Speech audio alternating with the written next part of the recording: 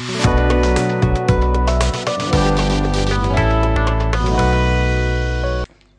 Student, DNG academy में आपका स्वागत है। आज जो हम क्वेश्चन ले रहे हैं वो हमारे पास में जो क्वेश्चन है एग्जाम्पल नंबर 8 है।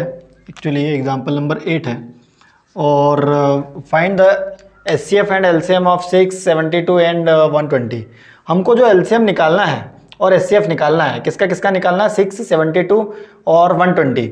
ये हमारे पास में सारे हमारे पास में जो क्वेश्चंस है LCM HCF वाले, सेम प्रोसेस से हमको करना रहता है। जैसे एग्जांपल नंबर 7 भी आपको ऐसे ही करना होगा, एग्जांपल नंबर 6 भी आपको ऐसे ही करना होगा, और जो एक्सरसाइज 1.2 है उसमें भी कुछ क्वेश्चंस होंगे जिसमें कि HCF और LCM आपको इसी टाइप से फाइंड करना होगा। यहाँ पर हमारे पास में जो दिया हुआ है 3 नंबर्स है। कितने नंबर्स है ये? 3 नंबर्स है ना। तो ये गिवन है हमारे पास में 3 नंबर्स है ना।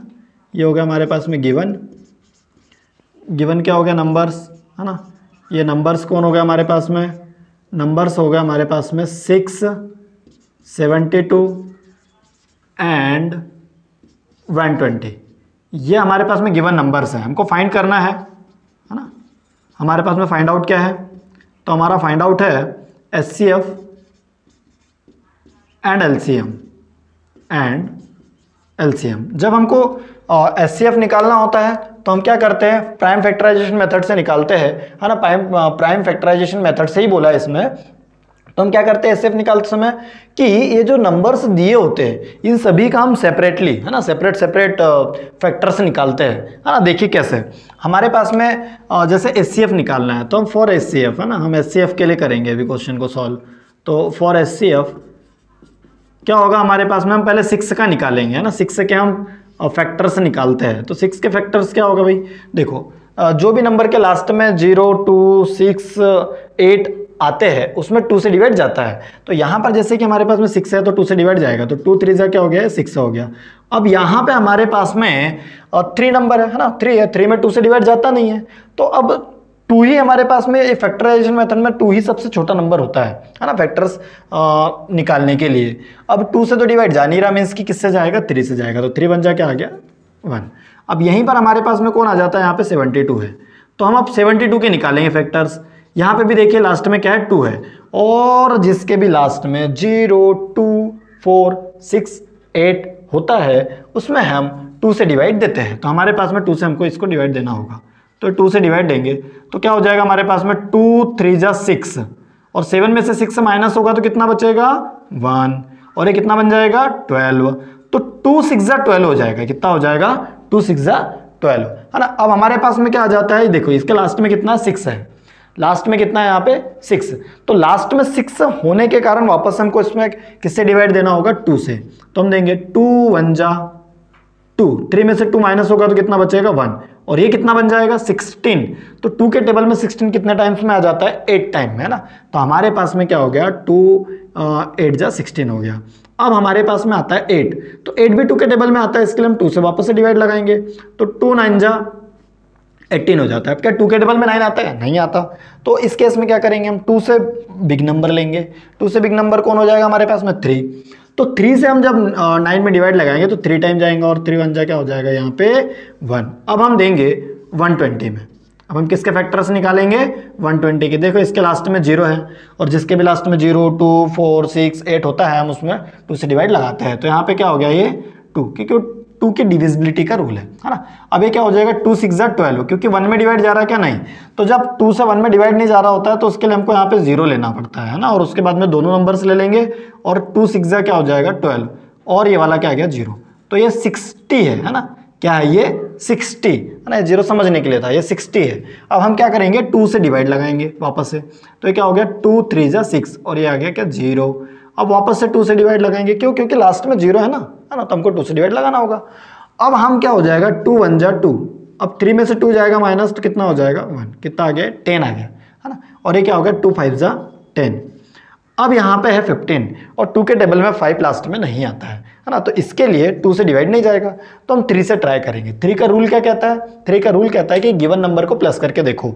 तो गिवन नंबर कौन है हमारे पास में? 15। तो 15 को हम क्या करके देखेंगे? प्लस करके देखेंगे। तो कितना हो जाएगा? 5 और 1 6, मतलब 6 है तो 3 के टेबल में जो भी नंबर आएगा प्लस करने पर मतलब 3 से डिवाइड जाएगा।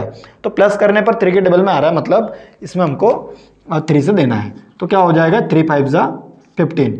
अब देखिए 5 एक प्राइम नंबर है और प्राइम नंबर में प्राइम नंबर से ही डिवाइड जाता है ना, तो 5 5 जा क्या हो जाएगा 5 यहाँ पे है ना। तो ये हमारे पास में इस टाइप से आ गया। तो अब हम निकालेंगे कि हमारे पास में एचसीएफ क्या होगा। तो हम 6 के फैक्टर्स लिखेंगे। 6 के फैक्टर कौन है हमारे पास में 2 × 3 है ना, और हमारे पास में फिर 72 के फैक्टर्स लिखेंगे हम।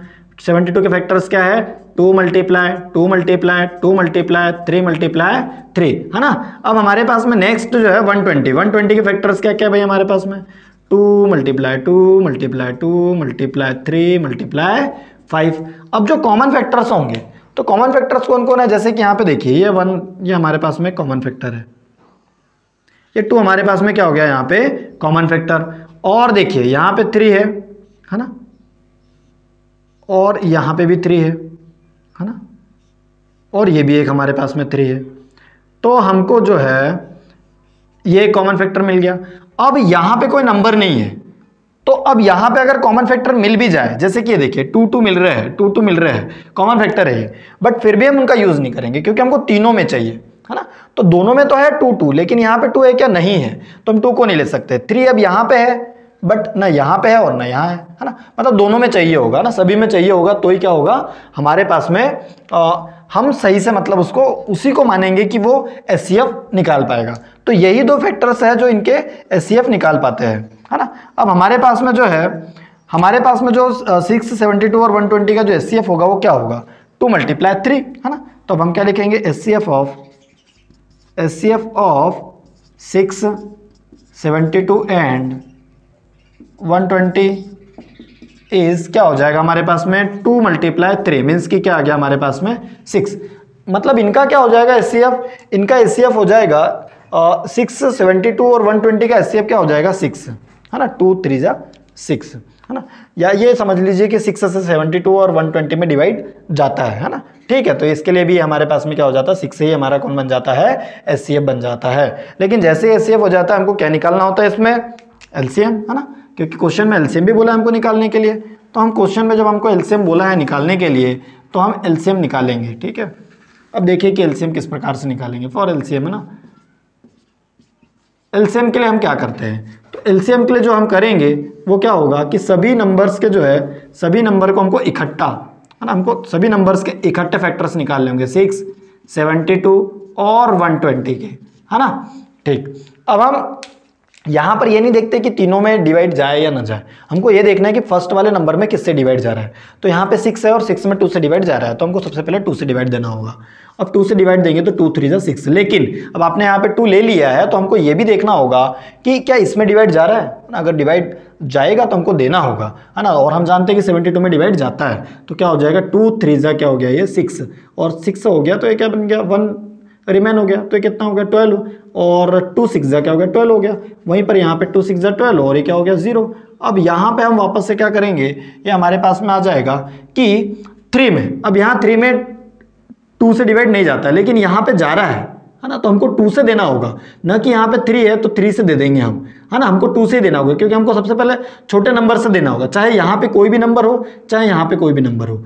यदि इनमें से किसी में भी किसी छोटे नंबर से डिवाइड जाता है, जैसे कि 2 से जाता है तो हमको 2 से देना होगा, फिर इसमें जाए चाहे ना जाए, इसमें जाए चाहे ना जाए, इसमें जा रहा हो तो 2 से देंगे। तो वैसे यहाँ पे 3 में तो नहीं जा रहा है लेकिन यहाँ पे इसमें 2 से जा रहा है और इसमें जा रहा है, तो फिर यहाँ तक हमको सोचने नहीं, पहले हमको देना है ना, तो हम देंगे 3 जैसा का वैसा हो जाएगा।